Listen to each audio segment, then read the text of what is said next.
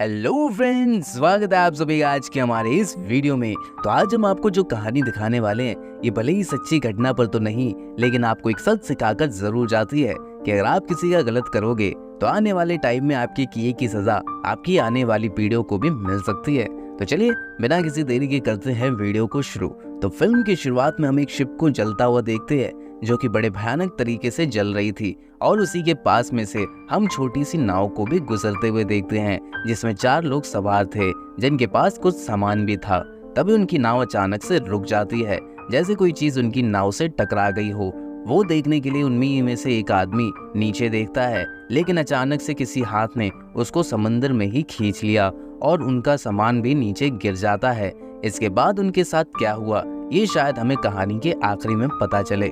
इसके बाद हमें एंटोनियो नाम की खूबसूरत आइलैंड को दिखाया जाता है, जहाँ की लाइट हाउस में एक लड़की सबको ये बता रही थी कि हमारे बुजुर्गों की कुछ मूर्तियां लगाई गई हैं, क्योंकि उनके चलते ही आज हम यहाँ पर रह रहे हैं और काफी अमीर भी है।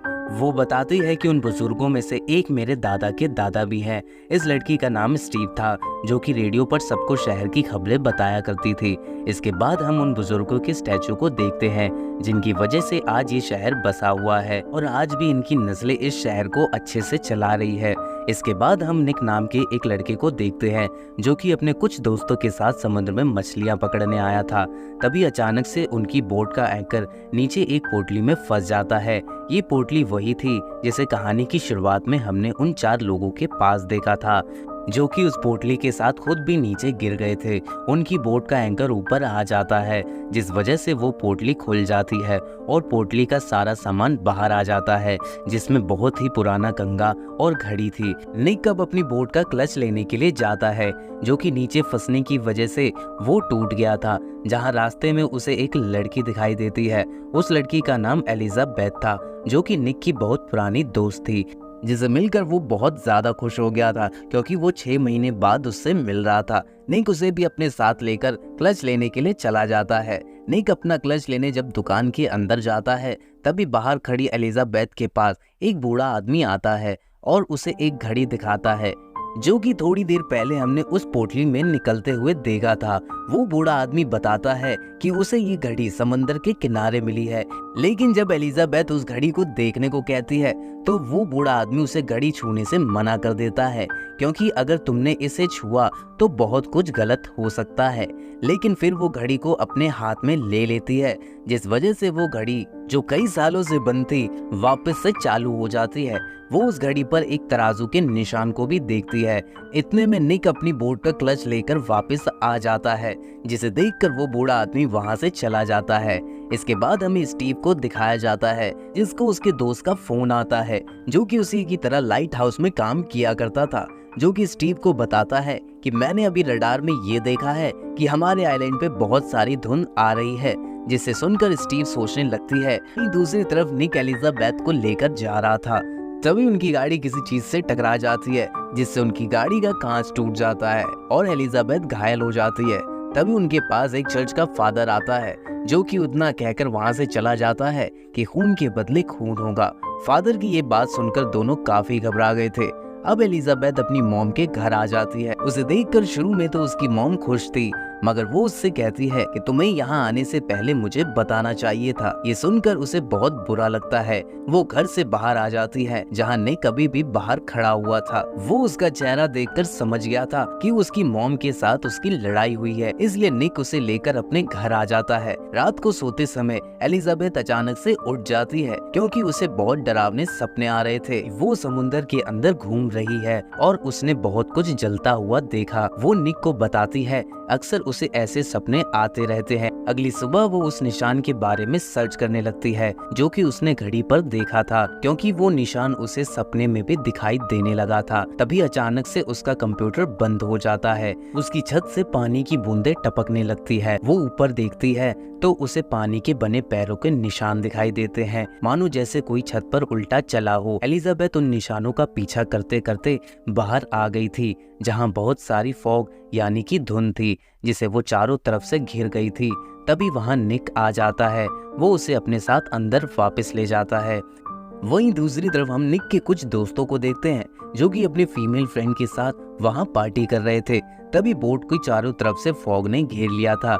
निक का दोस्त मदद के लिए किसी किसी को फोन लगाता है, मगर सिग्नल न होने की वजह से किसी का भी कांटेक्ट नहीं हो पा रहा था।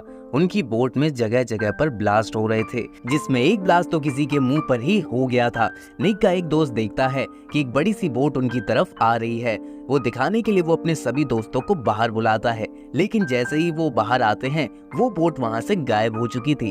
तभी कोई चीज आकर उनकी बोट पर हमला कर देती है, जिससे उनके साथ जो दो लड़कियां थी उनकी मौत हो जाती है। तभी एक चाकू निक के दोस्त की आंख में लग जाता है, जिससे वहीं पर उसकी मौत हो जाती है। आखिर वो चीज क्या थी जो सभी को मार रही थी, ये हम आगे जानने की कोशिश करेंगे। अगले दिन हम निक को देखते हैं, जिसे एक अंकल की कॉल आती है, जो कि बताता है कि तुम्हारा दोस्त कल रात से घर नहीं आया है। ये आदमी निक के दोस्त का डैड था, जो कि बताता है कि मेरा बेटा तुम्हारी बोट लेकर पार्टी करने गया था, जो कि अभी तक घर नहीं लौटा है। क्या तुम उसके बारे में कुछ जानते हो? ये सुनकर एलिजाबेथ को लेकर निक अपने दोस्तों को ढूंढने के लिए निकल जाता है। उन्हें वो बोट तो मिल जाती है, मगर वो अंदर जाकर देखते हैं तो उसकी हालत बहुत ज्यादा खराब हुई पड़ी थी। दोनों ये देखकर समझ गए थे कि यहाँ कुछ न कुछ गड़बड़ जरूर हुई है। थोड़ा ढूंढने पर निक को अपने दोस्त की लाश मिलती है और साथ ही नेट में फंसी हुई दो लड़कियों की लाश भी दिखाई देती है। एलिजाबेथ जब थोड़ा और चेक करती है तब उसे एक और दोस्त मिलता है, जो कि फ्रिज में छिपा हुआ दिखाई देता है। ये रात के हुए हादसे से डरकर यहाँ छुपा हुआ था। निक का एक दोस्त उसे बताता है कि हमारी बोट को चारों तरफ से फॉग धुंध ने घेर लिया था और हमारे तीनों दोस्तों को भी उसी ने मारा है, मगर कोई उसकी बात पर यकीन नहीं कर रहा था। निक को बोट से एक कैमरा मिलता है, जिसे वो एलिजाबेथ को देकर उसे संभाल कर रखने को देता है, ताकि वो उसे पता लगा सके कि आखिर उस रात हुआ क्या था। एलिजाबेथ उस कैमरे को लेकर उसकी रिकॉर्डिंग को चेक करती है, जहां उसे पता चलता है कि उनका दोस्त सच कह रहा था कि उस रात फॉग ने ही उनके ऊपर हमला किया था और उसी फॉग ने उनकी जान भी ली है। वो ये सारी बातें बताने के लिए निक के पास जा रही थी, मगर जाते जाते उसका पैर फिसल जाता है और वो नीचे पानी में गिर जाती है, मानो किसी ने जानबूझकर उसे नीचे खींचा हो, जैसे कि कोई ये नहीं चाहता कि ये बात निक को पता चले। उसके हाथ से कैमरा भी छूट जाता है। किसी तरह वो दीवार के सहारे ऊपर आती है। ऊपर आकर उसे एक बुक मिलती है, जिसे लेकर वो एक फादर के पास जाती है। ये वही फादर था जो इन्हें पहले मिले थे, जिन्होंने इनसे ये कहा था कि खून का बदला खून होगा। एलिजाबेथ इस फादर के पास इसलिए आई थी क्योंकि ये बुक उसके डैड ने लिखी थी, मगर फादर इस बुक के बारे में उसे बताने से मना कर देता है और यह कहकर उसे जाने को कहता है कि जिंदा कोई भी नहीं बचेगा। उसे ये सारी बात सुनकर बहुत अजीब लगता है और वो बुक लेकर निक के पास आ जाती है। दोनों उस बुक के बारे में जानने की कोशिश करते हैं, जहां उन्हें पता चलता है कि उनके पूर्वज ने इस शहर को बसाने के लिए बहुत से मासूम लोगों की जान ली थी। अब जानते हैं इन घटनाओं के हुए पीछे की कहानी को। दरअसल एक आइलैंड था जिसे बिजनेस के लिए अच्छा आइलैंड माना जाता था, जहाँ के लोग काफी अमीर भी थे, मगर किसी बीमारी के फैलने की वजह से आइलैंड बर्बाद हो गया था, जहां अब सिर्फ कुछ लोग ही बचे थे। वो अपनी शिप को लेकर एंटोनियो यानी जिस आइलैंड पर यह रह रहे थे उस जगह आते हैं। शिप का जो लीडर था वो यहाँ के लोगों से जमीन खरीदने का कॉन्ट्रैक्ट करता है, ताकि वो अपने बचे हुए लोगों को लेकर यहाँ आराम से रह सके। मगर यहाँ के रहने वाले लोगों ने उसके लीडर के साथ धोखा किया। उन्होंने उसके सारी धन दौलत उससे छीन ली और उन्हें शिप में बंद कर उन्हें जला डाला। और ये वही शिप थी जिसे कहानी की शुरुआत में हमने जलता हुआ देखा था। उसी शिप में जलने वाले लोगों की आत्मा आ गई थी और यहाँ के लोगों से बदला लेना चाहती थी। उसके बाद हम स्टीव को देखते हैं, जहाँ उस कंघी में आग लग जाती है जो उसका बेटा समंदर के किनारे से उठाकर लाया था। स्टीव आग को बुझा देती है। तभी दीवार पर तराजू का निशान बन गया था, जो कि घड़ी और कंघे पर था। फिर वो अपने बेटे को कॉल करते हुए डांटती है कि अगली बार से कोई भी चीज तुम समुंदर से उठाकर नहीं लाओगे। हॉस्पिटल में निक अपने दोस्त के साथ था। वहीं एलिजाबेथ मुर्दा हाउस में जाती है, जहां निक के बाकी दोस्त थे। वहीं हम देखते हैं कि एक लाश जिंदा हो जाती है और पीछे से उसकी गर्दन को पकड़कर अपनी तरफ करता है। जब एलिजाबेथ शोर मचाती है तब वो वापसी से नीचे गिर जाता है और दोबारा से मर जाता है। अब समुंदर के पास हम एक आदमी को देखते हैं जिसके पास घड़ी थी। उसे वहाँ एक रस्सी मिलती है।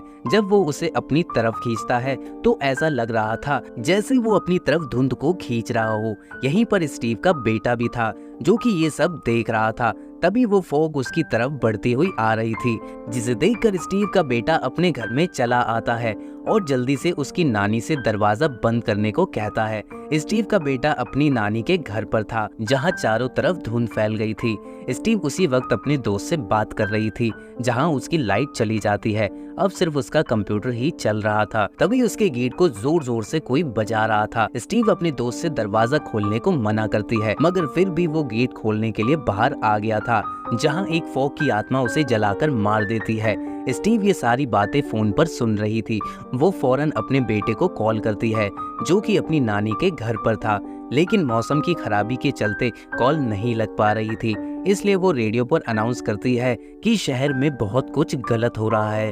वो अपने दोस्त के बारे में भी बताती है, ये भी बताती है कि मेरा बेटा मुसीबत में है। वो अपने लिए लोगों से हेल्प मांगती है। ये सारी बातें निक सुन रहा था। वो एलिजाबेथ को लेकर स्टीव के बेटे को ढूंढने के लिए निकल जाता है। वहीं दूसरी तरफ उन बुजुर्गों की मूर्ति को देखने के लिए बहुत सारे लोग आए हुए थे, मगर उस वक्त सारे शहर की लाइट चली गई थी।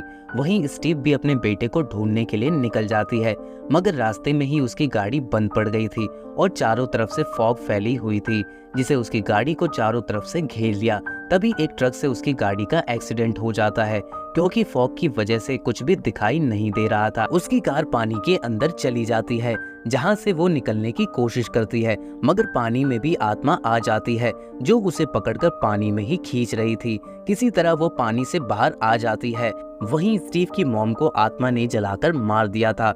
स्टीव का बेटा ये देखकर बहुत ज्यादा घबरा गया और अपने आप को एक कमरे में बंद कर लेता है, मगर फॉग भी अंदर चली आती है। वो स्टीव के बेटे को मारने ही वाली थी, तभी वहां निक आकर उसे बचा लेता है और उसको बैठाकर अपने साथ ले जाता है, मगर उनका भी एक्सीडेंट धुंध की वजह से हो जाता है।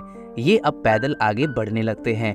वहीं स्टीव भी उनके पास पहुंच गई थी। ये सारे मिलकर एंटोनियो हॉल के पास आ जाते हैं, जहां पर एलिजाबेथ की मॉम और भी कई सारे लोग थे। सारे मिलकर सभी दरवाजे को बंद कर देते हैं। तभी अंदर एक लाश आकर गिरती है, जो कि निक के दोस्त के डैड की थी। इसके बाद फॉग के साथ आत्मा भी अंदर आ गई थी। ये आत्मा सबसे पहले एलिजाबेथ की मॉम को मारती है, क्योंकि वो उन्हीं आदमी में से एक की लड़की थी जिन्होंने उसके लीडर को धोखा दिया था। फिर वो आत्मा फादर को मारती है। ये आत्मा वही थी जिसे यहाँ के लोगों ने जिंदा जलाया था। वो आत्मा यहाँ के मयार को लेकर कब्रिस्तान में आ जाती है। वो आत्मा उसे कॉन्ट्रैक्ट के पेपर देती है।